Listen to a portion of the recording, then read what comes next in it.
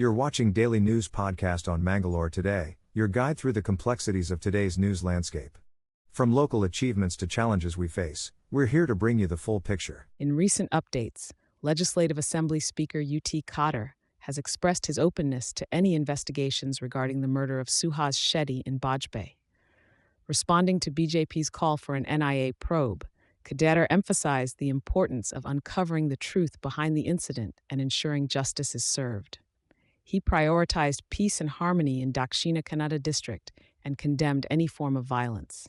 Referring to allegations of influencing the investigation, Khader reiterated his commitment to transparency and stated that the accused must face strict punishment. Despite facing criticism, he remains dedicated to upholding integrity and serving the community. Additionally, Khader clarified that he did not attend a cricket match accused by the BJP and emphasized the importance of holding wrongdoers accountable. The Commonwealth Parliamentary Association, CPA, All India Speakers Conference is set to be held in Bengaluru from September 8 to 10, as announced by Legislative Assembly Speaker T Khader. This prestigious event will bring together over 300 to 350 delegates, including high-ranking officials from legislative bodies across India. Karnataka is hosting this event after a gap of 24 years, with the conference flagging off at the historic Vidhana Sabha. The main proceedings will take place on September 9th and 10th, with delegates also getting the chance to explore popular tourist destinations like Mysuru, Mangaluru, or Belur Halebeedu. The conference aims to facilitate discussions on critical issues impacting state assemblies and strategies to bolster democracy. In these turbulent times, the CPA conference serves as a vital platform for leaders to collaborate and drive positive change. In a recent incident in Mangaluru, a safety supervisor of Udupi Tollway Private Limited, involved in the NH66 works near Kudru, has claimed to have been assaulted by an inspector from Mangaluru South Traffic Police Station. The supervisor, Sachin Shukla, stated that the inspector, identified as Krishna Ananda, allegedly attacked him with a baton around 8 p.m. on Thursday, citing objections to the late-night work being conducted. Udupi Tollway Private Limited has expressed their intention to address this issue with higher authorities, mentioning their night work schedule is essential to meet project deadlines. Tragedy struck in Kuthar as a woman lost her life in a road accident near Pandit House. The victim, identified as Purnima, 59, was fatally hit by a car driven by a medical student. The incident occurred when Purnima was crossing the road after getting off a bus. She was on her way back home after visiting her husband's brother, where preparations were in full swing for her brother-in-law's son's wedding. The accident has left the community in shock and mourning. In Mangaluru today, special pujas were conducted at various temples in the district to seek divine blessings for the Indian Armed Forces engaged in operations against Pakistan. Temples including Kadri Sri Manjunatha, Kudroli Sri Gokarnatha, Mangaladevi, and Sharavu Mahaganapathy held prayers for the safety and success of our forces. This display of solidarity and support highlights the community's unwavering faith and respect for our armed forces. Today in Mangalore, in a tragic incident, an innocent villager lost his life while 3 others sustained injuries due to shelling by Pakistan in Jammu and Kashmir's Poonch and Rajouri districts.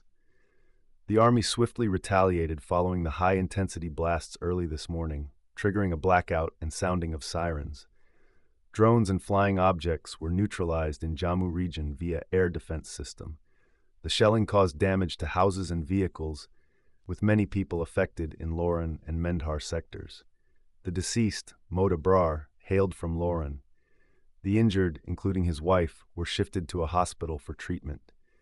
Indian Army has reaffirmed its commitment to protecting the nation's sovereignty amidst rising tensions with Pakistan. Schools, colleges, and universities in the region have been closed, with authorities urging residents to remain calm. Officials have evacuated scores of people from areas along the line of control to ensure their safety. The situation is being closely monitored in Mangalore today. In a significant development, Gali Janardana Reddy, the mining baron and the MLA from Gangavati, has been stripped of his position in the Karnataka Legislative Assembly due to his conviction in the Obulapuram Mining Company illegal mining case. The disqualification was formalized on May 7th and is effective from May 6. Reddy's disqualification was carried out in accordance with Article 191(1)(e) of the Constitution and Section 8 of the Representation of the People Act, 1951.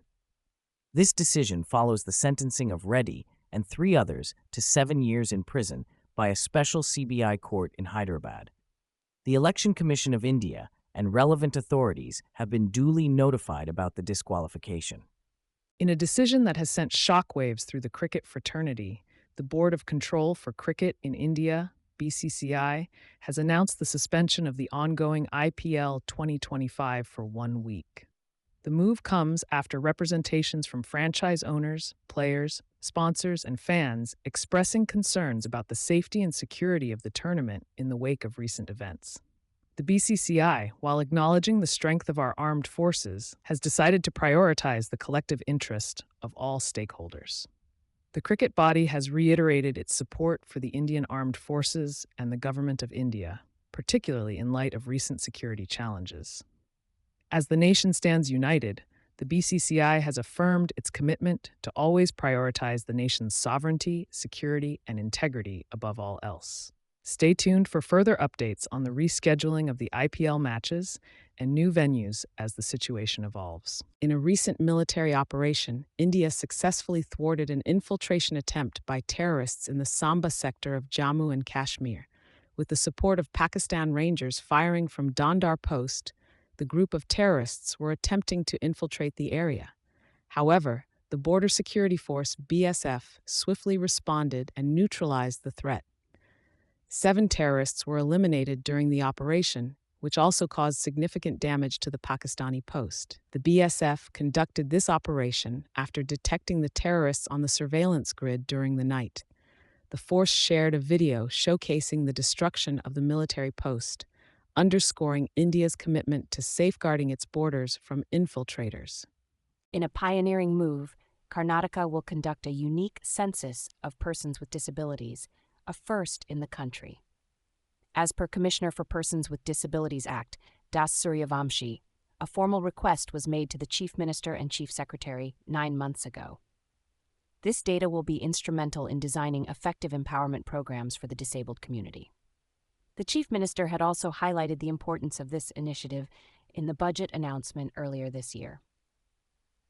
This census is a significant step towards creating a more inclusive society for all individuals in Karnataka. In a recent development, social media giant X has stated it is blocking over 8,000 accounts in India as per government directives. The Indian government has demanded the blocking of accounts belonging to international news organizations and prominent X users, without specifying the violations. X mentioned it disagrees with the demands, stating that blocking entire accounts amounts to censorship. Despite facing legal restrictions, X is exploring legal options to challenge the government's orders. The platform emphasizes the importance of transparency and accountability in this matter. Stay tuned as the situation unfolds. Mangalore. Today, Indian Air Force successfully foiled Pakistan's escalation attempt using the Russian-made S-400 missile defense system. This retaliation followed India's precision strikes on terrorist camps in Pakistan and POK. The S-400 system is known for its advanced capabilities, with China being the first nation to acquire it in 2014.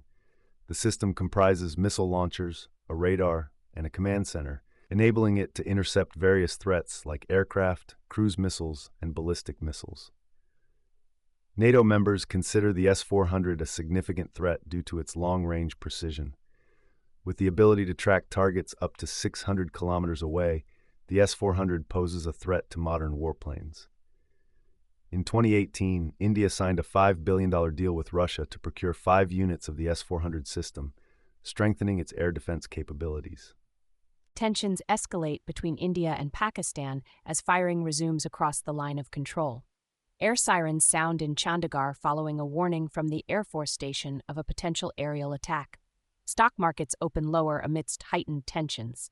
Pakistani troops resume firing along the LOC, with the Indian Army responding strongly.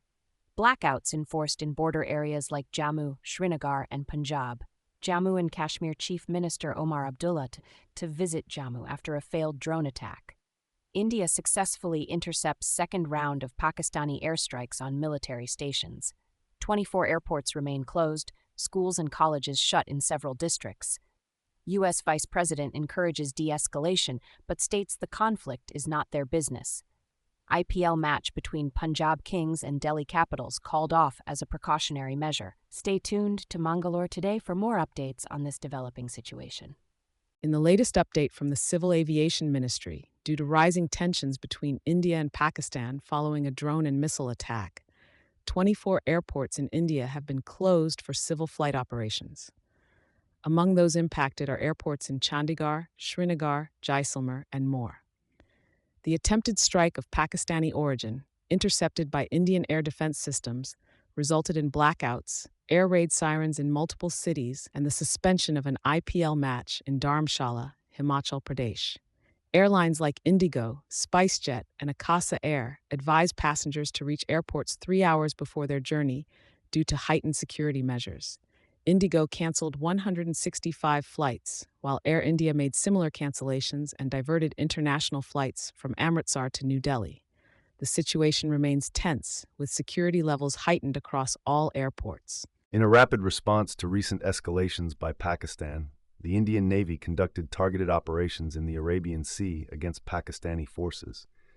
Pakistan had attempted missile strikes in Jammu and Kashmir, including in cities like Jammu, Pathankot, and also launched drones in places like Jaisalmer.